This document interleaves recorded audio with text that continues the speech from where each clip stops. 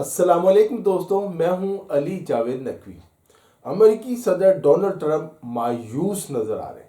ایک طرف وہ یہ دعوے کر رہے ہیں کہ ایرانی فوجی صلاحیت اور مزاحمت کو انہوں نے مکمل طور پر ختم کر دیا، تو اس کے ساتھ ساتھ وہ یہ مطالبہ بھی کر رہے ہیں کہ چین، فرانس، جرمنی اور برطانیہ سمیت پوری دنیا ان کی مدد کو آئے اور آبنائے ہرمز کو کھلوائے۔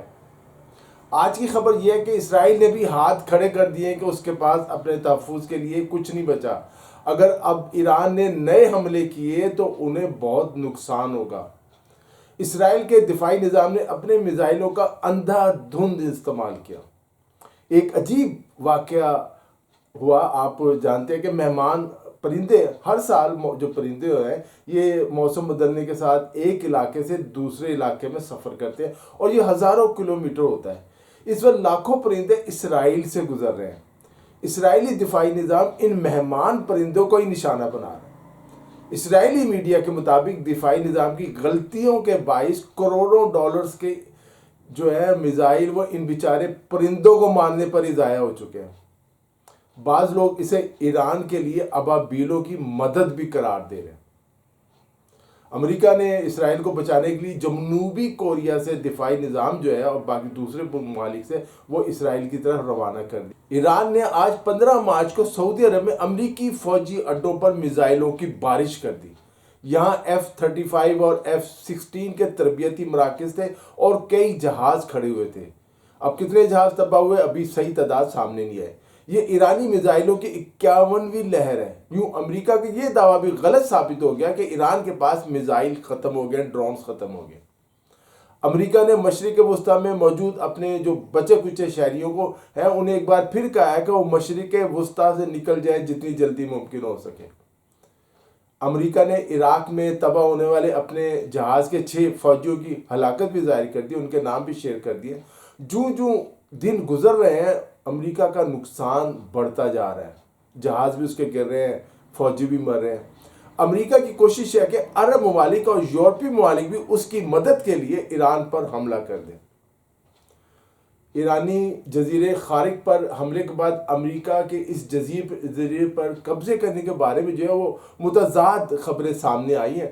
ٹرمپ کا حامی میڈیا پروپیگنڈا کر رہا ہے کہ امریکہ کو بہت بڑی کامیابی مل گئی ہے اور اس ایرانی جزیرے پر امریکہ نے قبضہ کر لیا۔ صدر ٹرمپ نے جو مزید 2500 امریکی فوجی مشرق وسطیٰ بھیجنے کا اعلان کیا، وہ فوجی ایرانی جزیرے کا کنٹرول سنبھالیں گے۔ دوسری طرف ایران نے ان رپورٹس کو جھوٹا اور پروپیگنڈا قرار دیا اور کہا ہے کہ وہاں تو کام دوبارہ شروع ہو گیا۔ اسی طرح 14 مارچ کو ایرانی اور بعض عرب میڈیا نے خبر دی کہ اسرائیلی وزیر اعظم نیتن یاہو ایرانی حملے میں مارے گئے ہیں، لیکن غیر جانبدار ذرائع نے اس خبر کی تصدیق نہیں کی۔ سوشل میڈیا پر نیتن یاہو کے مرنے کی خبر کئی گھنٹوں تک گردش کرتی رہی۔ امریکی بمبار طیاروں کی جانب سے ایرانی ریفائنریوں پر حملے کے بعد ایران نے خطے میں آئل ریفائنریوں کو نشانہ بنانے کا اعلان کیا اور مقامی شہریوں کو کہا ہے کہ وہ یہ علاقے خالی کر دیں، جس کے بعد حملے شروع ہو گئے ہیں۔ امریکہ اور اسرائیل کئی سال سے اس ایرانی جزیرے پر قبضے کا خواب دیکھ رہے ہیں۔ ایک اسرائیلی رہنما نے حملے سے پہلے ایکس پر اپنی پہلی پوسٹ میں کہا تھا کہ اسرائیل کو جزیرہ خارق پر ایران کی تمام آئل فیلڈز اور توانائی کے جو صنعت ہے اس کو تباہ کرنا چاہیے، کیونکہ اس سے ایران کی معیشت تباہ ہو جائے گی اور حکومت کا تختہ الٹ جائے گا۔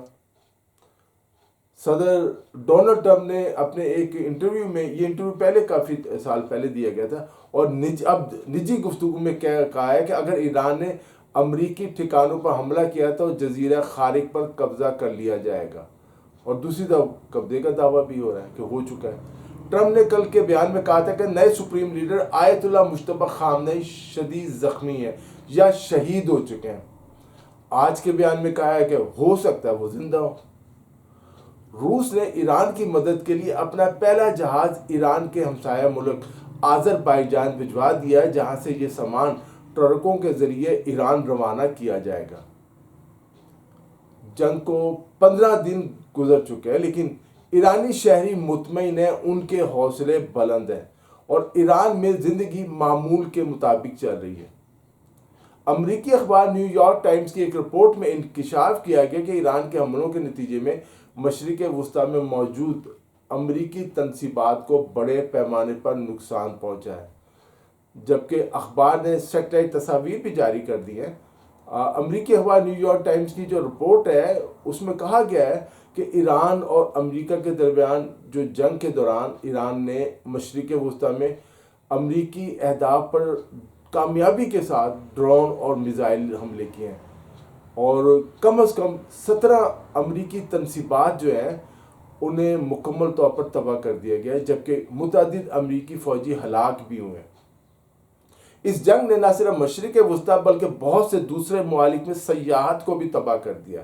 اسرائیل اور دبئی سمیت خطے کے بہت سے ممالک اور شہر دنیا بھر کی سیاحوں کی توجہ کا مرکز تھے، لیکن اب انہیں اربوں ڈالرز کے نقصان کا سامنا کرنا پڑ رہا ہے۔ عرب ممالک کو امن کا گڑھ سمجھا جاتا تھا، جہاں جنگ اور سیاسی انتشار کا کوئی امکان نہیں تھا، لیکن اب وہ سب کچھ برباد ہو گیا۔ عرب ممالک سے جو سیاح ہیں اور مختلف سرمایہ کار جو ہیں غیر ملکی، وہ تیزی سے نکل رہے ہیں، چھوڑ کے جا رہے ہیں، چارٹر طیارے کرا رہے ہیں، لاکھوں ڈالر خرچ کر رہے ہیں۔ جو رہ گئے تھے وہ اب بھی محفوظ مقامات پر منتقل ہونے کی تیاریاں کر رہے ہیں۔ امریکہ نے ایران میں بینکوں کو نشانہ بنایا تو جواب میں ایران نے خطے میں امریکی بینکوں اور مالیاتی اداروں کو نشانہ بنایا، جس سے ایک نئی بھگدڑ مچ چکی ہے۔ مشرق وسطیٰ میں امیروں کی جنت سمجھے جانے والے شہر دبئی کو اب بڑی عالمی طاقتوں کی سیاست کی تلخ حقیقتوں کا سامنا ہے۔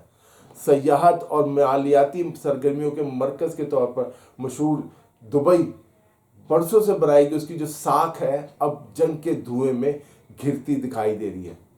صاف ستھری سڑکوں، محفوظ ماحول، خاموش بینکاری نظام، دنیا بھر کے لیے آسان فضائی سفر اور امیر ترین لوگوں کے لیے بچھے سرخ قالین کارپیٹ جو ہے، یہ سب کچھ دبئی کی شناخت رہا ہے۔ مگر اب یہی شہر عالمی طاقتوں کے فوجی عزائم، جنگ، اس کے بوجھ تلے اپنی شہرت کو، اپنی نیک نامی کو بکھرتا دیکھ رہا ہے۔ ایران کے خلاف اسرائیل اور امریکہ کی جنگ اب دبئی اور دیگر عرب ممالک میں لڑی جا رہی ہے۔ اس جنگ میں حملہ آور قوتیں تہران کی حکومت کو گرانا چاہتی ہیں، جبکہ ایران اور اس کے حامیوں کی کوشش ہے کہ اس مقصد کو اتنا مہنگا بنا دیا جائے کہ حتیٰ کہ امریکہ کے لیے بھی اسے جاری رکھنا ناممکن رہے۔ دوسری جانب وہ عرب ممالک بھی جو اب اس حقیقت سے دوچار ہو رہے کہ جنہوں نے اپنی سلامتی کے لیے اپنی سرزمین پر امریکی فوجی اڈے قائم کرنے کی اجازت دی تھی کہ امریکہ ان کو تحفظ دے گا، انہیں اب اندازہ ہو رہا ہے کہ اس تحفظ کی بھی حدود ہے اور اس کی بہت بڑی قیمت ادا کرنی پڑتی ہے۔ خطے میں شروع ہونے والی جنگ نے اس سنہری تصویر کی جو دبئی کی تصویر تھی اس کو ہلا کر رکھ دیا، تباہ کر دیا۔ جیسی جنگ شروع ہوئی بھڑکی، وہ تمام لوگ جن کے پاس وسائل تھے شہر چھوڑنے لگے۔ لاکھوں لوگ اب تک دبئی چھوڑ کر جا چکے ہیں۔ اب سوال یہ ہے کہ کیا یہ نقل مکانی صرف وقتی ہے یا اس کے اثرات جو مزید تباہ کن ہوں گے؟ اس کا جواب ابھی واضح نہیں، تاہم مالیاتی منڈیوں کے تاجر خاصے مایوس دکھائی دیتے ہیں۔ سچ تو یہ ہے کہ سرمایہ کاروں کے اربوں ڈالرز ڈوب چکے ہیں اور مستقبل کا بھی کچھ پتہ نہیں کیا حال ہوگا۔ جنگ کے حوالے سے فوری اور مستند خبریں اور ویڈیوز بہت کم دستیاب ہیں۔ ایران میں انٹرنیٹ کا مسئلہ ہے، واٹس ایپ اور یوٹیوب پر پابندی ہے، اور دوسری طرف اسرائیل نے بھی تباہی کی ویڈیوز بنانے اور شیئر کرنے پر پابندی لگا دی ہے، وہاں بھی انٹرنیٹ کا مسئلہ پیدا ہو گیا۔ اسرائیل میں جو چیز سب سے زیادہ حیران کن ہے وہ ان مقامات کی تصاویر یا ویڈیوز کا نہ ہونا ہے یا انہیں اپلوڈ نہیں ہونے دیا جاتا ہے جہاں ایران اور حزب اللہ کے میزائل اور ڈرون گر رہے ہیں، تباہی مچا رہے ہیں۔ ایرانی میزائلوں نے اسرائیل میں بڑے پیمانے پر تباہی اور بربادی مچائی، لیکن ان نقصانات کی ویڈیوز آپ ڈھونڈیں ٹویٹر پہ، فیس بک پہ نہیں ملتی۔ اسرائیل جنگ کے دوران معلومات کو کنٹرول کرنے کے لیے کئی تہوں والا نظام استعمال کرتا ہے، جس میں فوجی سینسرشپ ہے، قانونی پابندیاں ہیں، جبکہ ملکی اور غیر ملکی صحافیوں تک ان کی جو رسائی ہے اس کو محدود کر دیا گیا، انہیں ہر علاقے میں نہیں جانے دیا جا رہا۔ تمام فیلڈ رپورٹرز پر لازم ہے کہ اسرائیل کی قومی سلامتی سے متعلق اپنی سٹوریز پر نظر ثانی کے لیے وہ فوج کو بھیجیں۔ ملکی میڈیا میں فوجی ہلاکتوں کی رپورٹس میں بھی تاخیر کی جاتی ہے، جب تک فوج نہ کہے، اسرائیلی فوج نہ کہے وہ کوئی جاری نہیں کرتے۔ امریکہ میں سیٹلائٹ ڈیٹا کے تجزیے نے ایرانی شہروں کی جو نشاندہی کچھ کی ہے جو جنگ کے دوران سب سے زیادہ متاثر ہوئے۔ ایک امریکی یونیورسٹی ہے ریاست اوریگون کی، اس کے محققین نے سیٹلائٹ تصاویر کا تجزیہ کیا۔ اس سے یہ بات سامنے آئی ہے کہ تہران ہے، بندر عباس ہے، شیراز ہے اور اصفہان جو ہے فضائی حملوں سے سب سے زیادہ متاثر ہونے والے شہر ہیں۔ امریکی اخبار واشنگٹن پوسٹ کی رپورٹ کے مطابق تحقیق میں واضح کیا گیا کہ بنیادی ڈھانچے کو بڑے پیمانے پر نقصان پہنچا، خاص طور پر ایران کے سب سے بڑے شہر اور دارالحکومت تہران اور وسطی جنوبی ایران میں واقع جو شہر ہے شیراز، وہاں نقصانات ہوئے ہیں۔ تجزیے میں بتایا گیا کہ ساحلی شہر بندر عباس میں 40 سے زائد تنصیبات کو نقصان پہنچا ہے، جہاں ایران کا ایک اہم بحری اڈہ بھی موجود ہے۔ یہ شہر ابنائے ہرمز پر اپنے اسٹریٹجک محل وقوع کی وجہ سے شہرت رکھتا ہے، جہاں سے عالمی سطح پر تیل کی سپلائی کا 5واں حصہ گزرتا ہے، اور ایرانی حملوں کے خطرات کے نتیجے میں اس وقت تیل بردار جہازوں کی وہاں قطاریں لگی ہوئی ہیں۔ لیکن ان نقصانات کے باوجود آپ جانتے ہیں ایران جھکنے کے لیے تیار نہیں۔ ایران کے صدر نے جنگ بندی کے لیے 3 شرائط رکھی ہیں۔ ایران کے سپریم لیڈر آیت اللہ مجتبی خامنئی نے اپنے ہر شہید کے خون کا بدلہ لینے کا اعلان کیا ہے۔ ایک نئی خبر یہ ہے کہ ایران نے یوکرین کو بھی دھمکی دی ہے کہ اگر اس نے امریکہ اور اسرائیل کو ڈرون فراہم کرنے کا سلسلہ جاری رکھا تو وہ یوکرین کو بھی نشانہ بنائے گا۔ یوکرین کو یورپ نے جو ڈرون فراہم کیا وہ اس نے اسرائیل کو فراہم کر دیا۔ یوں ایسا لگ رہا ہے کہ جنگ کی یہ آگ مشرق وسطیٰ سے یوکرین تک پھیل سکتی ہے۔ آبنائے ہرمز پر اور جو تیل ہے اس پر تو کنٹرول کا آپ نے سنا ہی ہوگا، لیکن ایک اور چیز جو تیل سے بھی زیادہ ضروری ہے، جس کے بغیر زندگی ممکن ہی نہیں، وہ ہے پانی۔ ایران میں میٹھے پانی کی بہت کمی آپ جانتے ہیں۔ تہران کے شہری جنگ سے پہلے ہی میٹھے پانی کی کمی کا شکار تھے، یعنی پینے والا جو عام پانی ہوتا ہے۔ اب یہ خطرہ مزید بڑھ گیا۔ دوسری طرف تیل کی دولت سے مالا مال جو عرب ممالک ہیں، وہاں بھی پینے کے پانی کی کمی کا وہ شکار ہے۔ اسرائیل میں بھی مسئلہ ہے۔ خلیج فارس کے ممالک کے پاس دنیا کے قابل تجدید میٹھے پانی کے ذخائر کا صرف 2% ہے، اور وہ بھی بڑی حد تک سمندری پانی کو میٹھا بنانے کے عمل پر انحصار کرتے ہیں۔ کویت کے پانی کا 90% جو ہے ڈی سیلینیشن سے حاصل ہوتا ہے، جبکہ عمان میں یہ شرح جو ہے 86% ہے، سعودی عرب میں 70% اور متحدہ عرب امارات میں 42% ہے۔ 2021 میں خلیج میں سمندری پانی کو میٹھا بنانے والے پلانٹس کی مجموعی پیداوار روزانہ 2 کروڑ مکعب میٹر سے زیادہ تھی، جو ہر روز تقریباً 8000 کہہ لیں اولمپک سائز کے جو سوئمنگ پول ہوتے ہیں بڑے، ان کے بھرنے کے برابر کے 8000 سوئمنگ پول بھرتے ہیں۔ ایران کے خلاف امریکہ اور اسرائیل کی جنگ اور آبنائے ہرمز کی بندش کے دوران پاکستان کی بحریہ نے سمندری راستوں کے ذریعے تجارت کے تحفظ اور تیل کی بلا رکاوٹ ترسیل کے لیے آپریشن محافظ البحر شروع کر دیا ہے۔ اس آپریشن کا مقصد سی لائنز آف کمیونیکیشن کا تحفظ اور بلا رکاوٹ نیشنل شپنگ ہے۔ پاکستان کی 90% ہماری جو تجارت ہے وہ سمندری راستوں کے ذریعے ہوتی ہے۔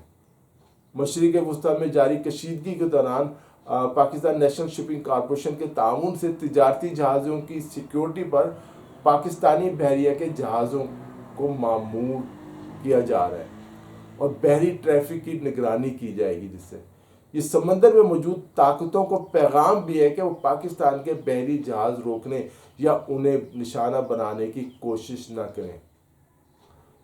خطے میں جنگ چھڑنے سے عالمی سطح پر تیل اور گیس کی سپلائی چین متاثر ہوئی ہے، جس کے بعد تیل متبادل راستوں کے ذریعے آپ جانتے ہیں پاکستان آ رہا ہے۔